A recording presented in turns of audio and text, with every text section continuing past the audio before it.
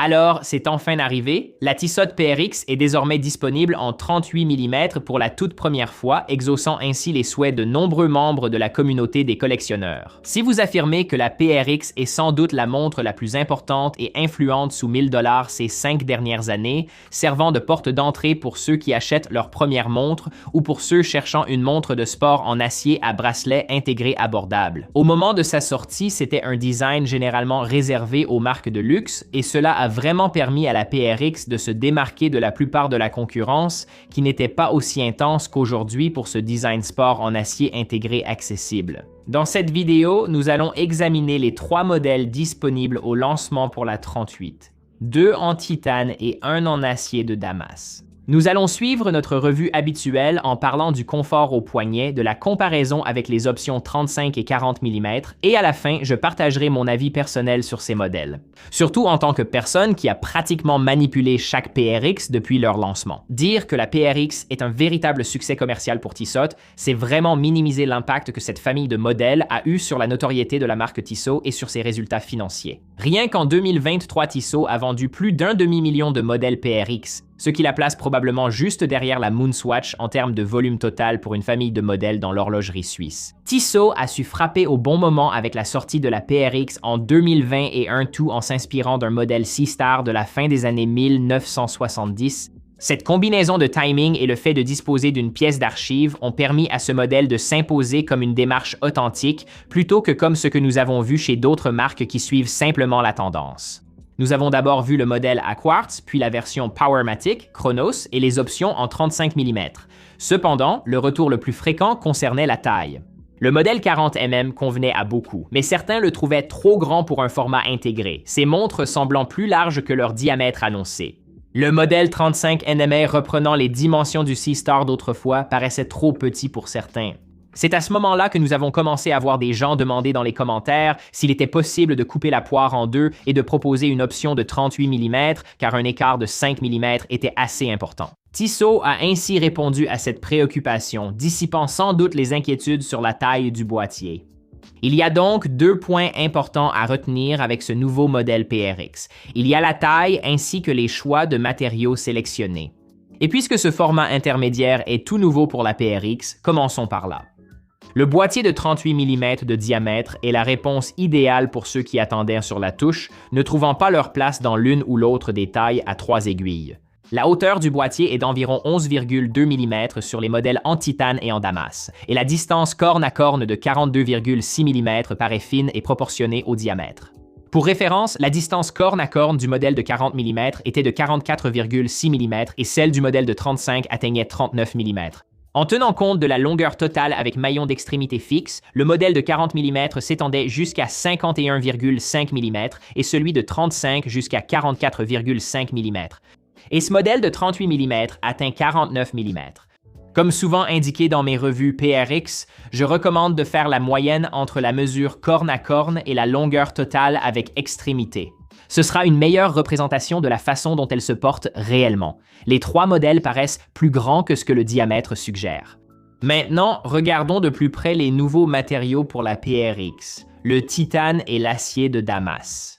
Tissot n'est pas étranger aux matériaux non conventionnels, ayant utilisé de la fibre de verre dès 1969 dans la Citroën originale, ainsi que du granit et d'autres pierres. Avec la Rockwatch de 1985 et plus récemment une PRX avec un boîtier en carbone. Les versions en titane sont également une première pour la gamme PRX. Et comparé à l'acier inoxydable, la différence est immédiatement perceptible, le titane pesant généralement environ 40% de moins que l'acier. La finition du titane grade 2 sera similaire à celle des PRX en acier avec un aspect brossé vertical ponctué de touches polies sur les chanfreins du boîtier et la lunette. Le bracelet en acier est généralement reconnu pour son niveau de finition élevé et c'est également le cas ici. Bien que le titane ait une teinte un peu plus sombre, il présente tout de même ses accents polis visibles sur les parties intérieures du bracelet. La variante en acier de Damas est quelque chose de totalement différent. Non seulement elle apparaît pour la première fois dans la gamme PRX, mais c'est aussi une première pour n'importe quel modèle de série de Tissot. L'acier de Damas est originaire d'Asie du Sud, les historiens estimant la première production vers 1500 avant Jésus-Christ.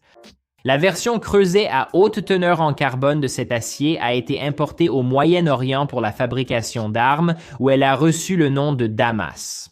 Aujourd'hui, la plupart des aciers de Damas sont produits par un procédé appelé soudure en damasquinage, qui consiste à forger ensemble des couches de différents aciers pour créer un motif visuel. Dans la nouvelle PRX, deux qualités différentes de poudre d'acier inoxydable sont sélectionnées pour leur contraste visuel, et des couches alternées sont placées dans un moule afin de créer les plans du rendu final contrasté de la surface. Le moule est ensuite soumis à une pression isostatique à chaud d'environ 1000 bars. Les deux poudres se lient alors au niveau atomique, formant un bloc d'acier très dense et multicouche composé de 70 couches successives. Les blocs sont ensuite usinés par CNC pour façonner le boîtier, le cadran et d'autres pièces, révélant les couches à mesure que le matériau est retiré.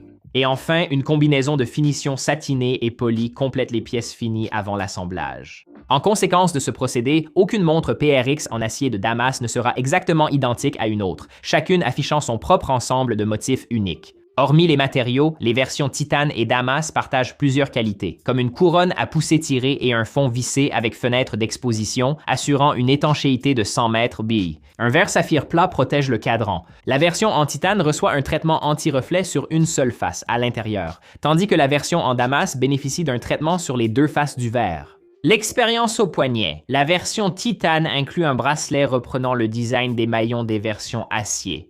La boucle est un fermoir papillon à double bouton, sans micro-ajustement, mais le bracelet a 2 demi-maillons pour faciliter l'ajustement.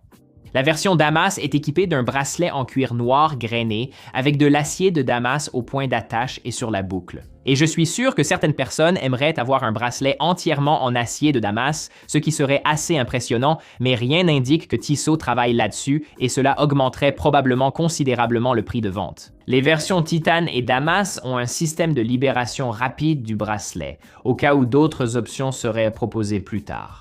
En passant au cadran, l'apparence du modèle en titane suit celle des modèles Powermatic en acier, avec leurs motifs gaufrés en relief.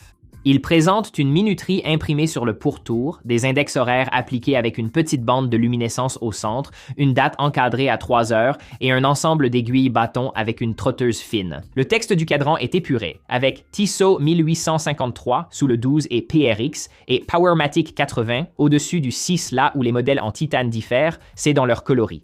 La version à cadran bleu présente des éléments de cadran couleur argent, tandis que le cadran gris doux opte pour ses accents dorés roses. Et pour les deux, on retrouve une formule PRX assez classique. L'acier de Damas prolonge son aspect unique et nuancé avec un cadran entièrement en couche de Damas, ce qui renforce vraiment l'effet « wow ». C'est clairement un choix plus de niche, mais les amateurs de DC pourraient aussi être parfaitement en phase pour apprécier celui-ci. Les aiguilles et les index adoptent une teinte argentée, avec un contraste apporté par la trotteuse noire, qui ressort bien sur les multiples nuances de gris de l'arrière-plan. Le Powermatic 80 est désormais une référence connue, ayant alimenté des millions de montres au fil des années et des mouvements similaires se retrouvent dans l'ensemble du portefeuille de marque du Swatch Group. Le point commun entre tous ces mouvements est leur réserve de marche prolongée de 80 heures, soit plus de 3 jours complets. Cette version particulière est connue sous le nom de C07.111.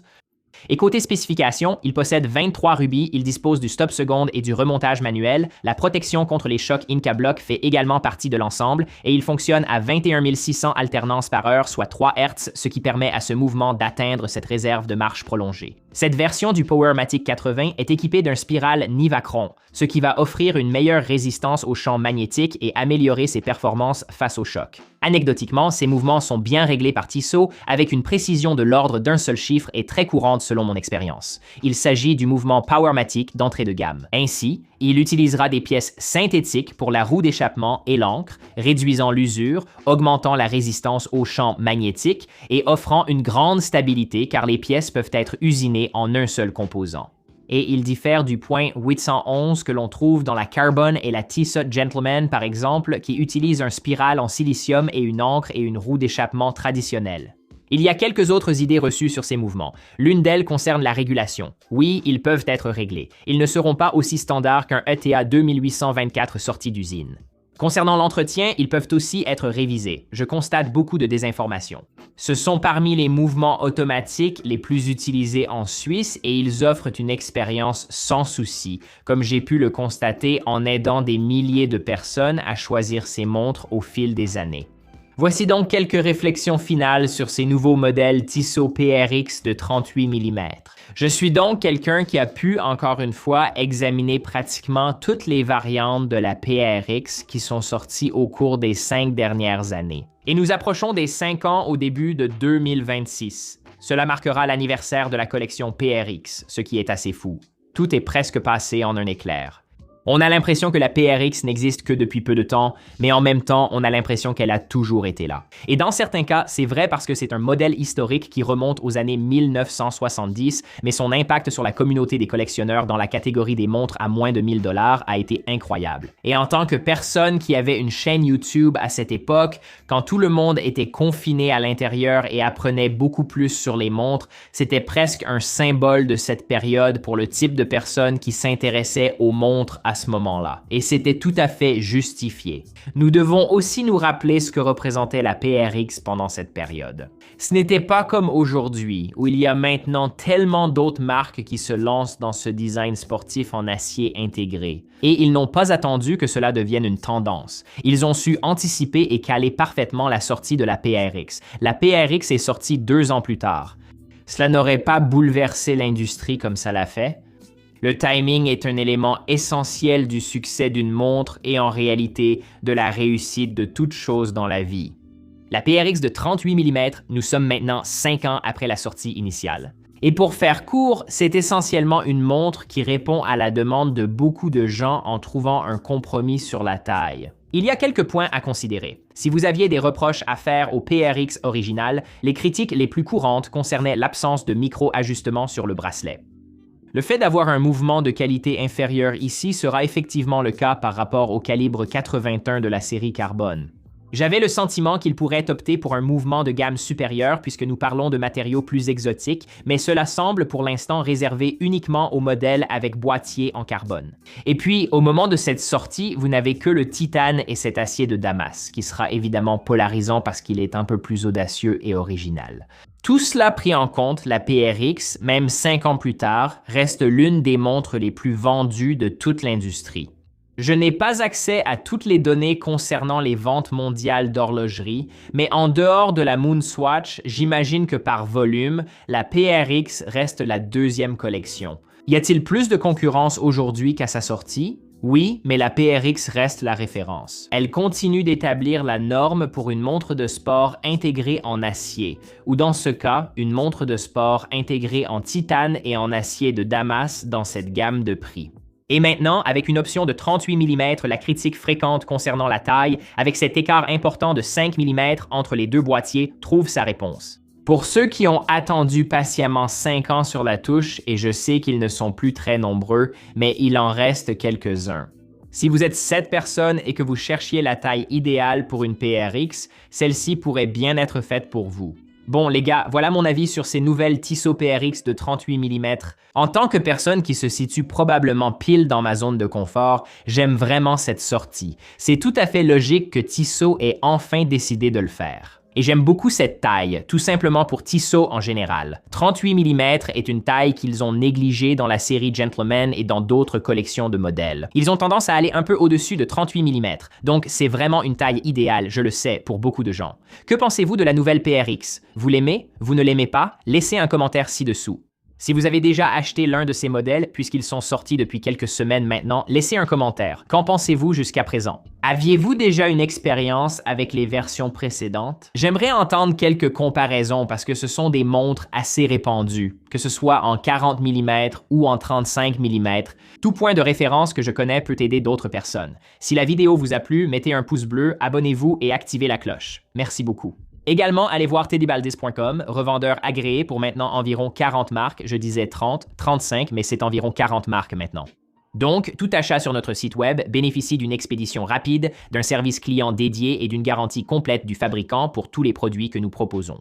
De plus, la façon dont nous pouvons continuer à faire ce que nous faisons ici, publier du contenu chaque semaine, des articles et simplement vous proposer du contenu quotidiennement sur tous nos différents réseaux sociaux, c'est grâce à la vente de montres.